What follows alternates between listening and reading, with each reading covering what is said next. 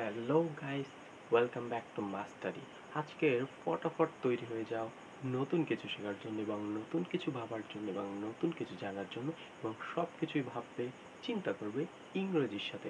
আজকে আমরা এমন কিছু শিখতে চলেছি যা আমাদের ভাবনাই পাল্টে দেবে, যে ইংরেজি এত সহজ করে কিভাবে বলা যায় এবং এত সহজ করে কিভাবে শেখা যায়। সকল ভাবনাই আজকে আমাদের ভিতর তৈরি হবে এবং যারা চ্যানেলে নতুন এসেছে তারা অবশ্যই লাইক, কমেন্ট এবং সাবস্ক্রাইব করবে।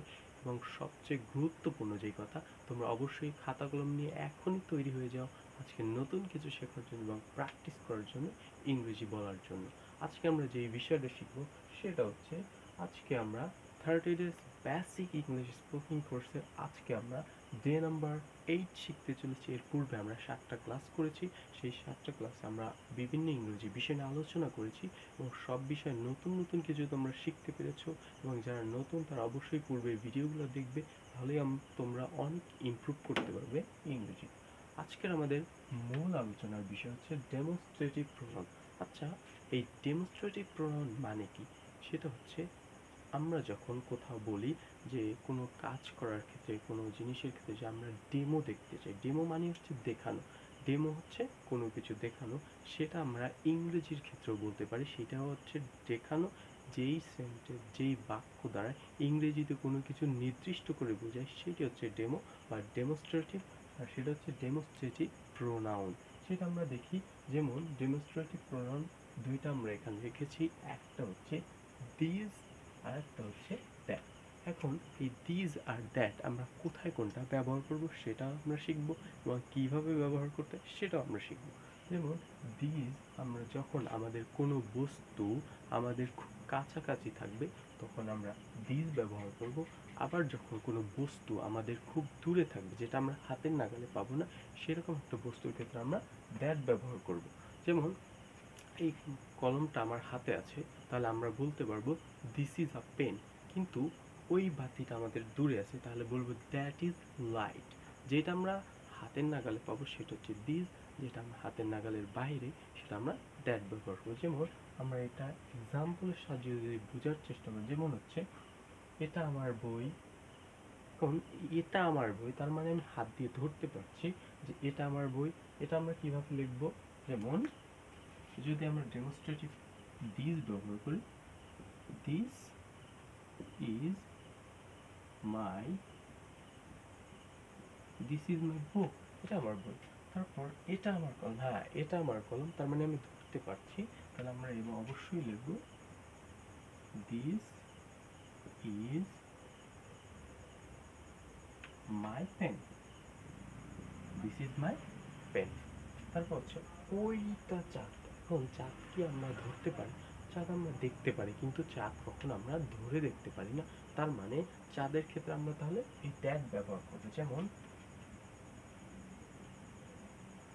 That is,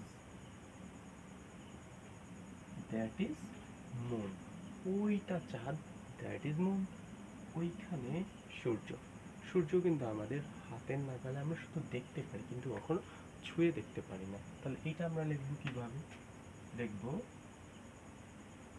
that is sun, that is sun. তাহলে আমরা দেখতে পাচ্ছি যে কিভাবে আমরা দিস আর দ্যাটের ব্যবহার করব এবং সেইটা আমরা কোথায় ব্যবহার করব, কোন ক্ষেত্রে আমরা সেটা ব্যবহার করব, আমরা খুব ভালো করে বুঝতে পেরেছি। আর যাদের এখন প্রশ্ন থাকবে তারা অবশ্যই কমেন্ট করে বলবে যে তোমাদের কোন বিষয় বুঝতে অসুবিধা হয়েছে। এবার আমরা দেখব, এটা তো আমরা একটা যখন থাকবে, একটা বস্তু আমাদের হাতের কাছে থাকবে তখন আমরা দিস ব্যবহার করব। যখন একটা বস্তু দূরে থাকবে তখন আমরা দ্যাট ব্যবহার করব। কিন্তু যখন আমাদের হাতের কাছে অনেক বস্তু থাকবে তখন আমরা কি ব্যবহার করব? এবং যখন আমাদের দূরে অনেক বস্তু থাকবে তখন আমরা কোন শব্দ ব্যবহার করব সেটা আমরা শিখতে চলেছি এবং সেটা আমরা জানতে চলেছি এখনই। স্ট্রেটিভ প্রোনাউনের কিভাবে কাছাকাছি অনেক বস্তুকে আমরা বলবো, আবার দূরের অনেক বস্তুকে আমরা কিভাবে ইংরেজিতে প্রেজেন্টেশন করব সেটা আমরা শিখতে চলেছি এই ভিডিওতে এবং এখনই। সেটা হচ্ছে, যখন আমাদের কাছে অনেক বস্তু থাকবে তখন আমরা দিস ব্যবহার করব। আর যখন আমাদের দূরে অনেক বস্তু থাকবে তখন আমরা এই দোজ ব্যবহার করব। দিস আর দোজ আমরা কিভাবে বুঝতে পারবো, সেটা যদি আমরা এই এক্সাম্পলগুলো দেখি তাহলে আমরা আরো সহজে বুঝতে পারবো যে দিস আর দোজ এটার ব্যবহার আমরা কিভাবে করব। যেমন এগুলো আমার জামা, এটা যদি আমরা ইংরেজি ট্রান্সলেট করি তাহলে আমরা এটার ব্যবহার ভালো করে বুঝতে পারবো। যেমন এগুলো আমার জামা, মানে এগুলো যেহেতু বলছি তার মানে আমার কাছেই আছে, এর জন্য আমরা বলবো দিস দিস আর my clothes. These are my clothes. এগুলো আমার বই। These are my these are my book. These are my book. এগুলো আমার বই। These are my book.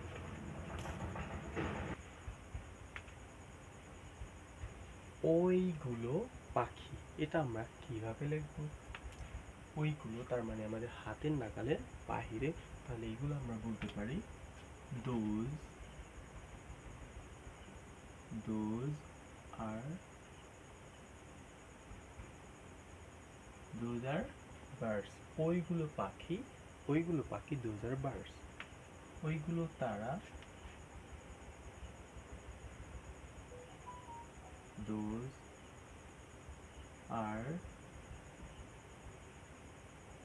those are star.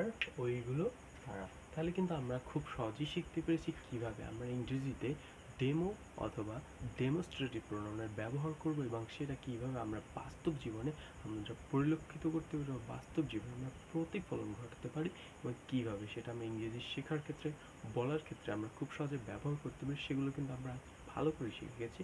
আর তোমাদের এখন যাদের কোনো প্রশ্ন থাকে তারা অবশ্যই কমেন্ট করে জানাবে, এবং আজকের ক্লাস কেমন ছিল, তোমাদের কেমন লেগেছে তা অবশ্যই কমেন্ট করে জানাবে, লাইক করবে, কমেন্ট করবে, এবং সর্বশেষ যারা নতুন এসেছে তারা অবশ্যই সাবস্ক্রাইব করবে এবং অন্যদেরকে শেখার সুযোগ করে দিবে। দেখাবে নতুন আরেকটি ভিডিওতে, নতুন আরেকটি ইংরেজি শেখার দুর্দান্ত নতুন কিছু নিয়ে। ততক্ষণ ভালো থাকবে। খোদা হাফেজ।